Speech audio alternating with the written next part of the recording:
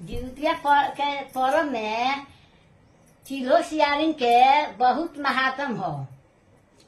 जाला लोग पोखरा पर नहाए, गंगा जी में नहाए तो पहले ओरियार बरियार के लोग बैठ के पहले चिल्हो सियारिन के कोई गीत गावेला आ कोई कथा कहेला। वही में सारा मेहरारू बैठ के नया पुरान जे भूखल रहला से कथा सुनेला चाहे गीत सुनेला। बके बाकी पहले होला चिल्हो सियारिन के, ओकरा बादे में आउ के होला ना।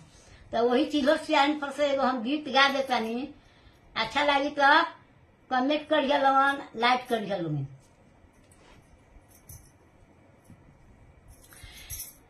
चिल्हो सियारिन दुई गो बहिनिया रे, दुई गो बहिनिया हो।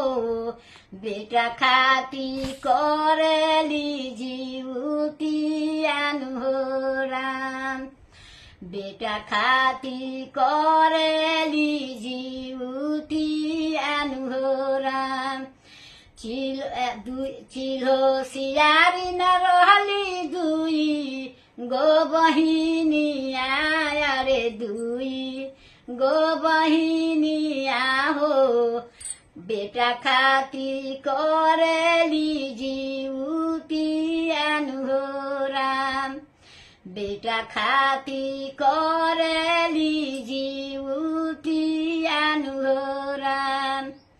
गंगा नहाइली सुरुज गोर लगली रे, सुरुज गोर लगली हो। बेटा खाती रहस उपवास हो राम। गंगा नहाइली सुरुज गोर लगली, सुरुज गोर लगली हो। बेटा खाती रहली उपवास हो राम, बेटा खाती रहली उपवास हो राम।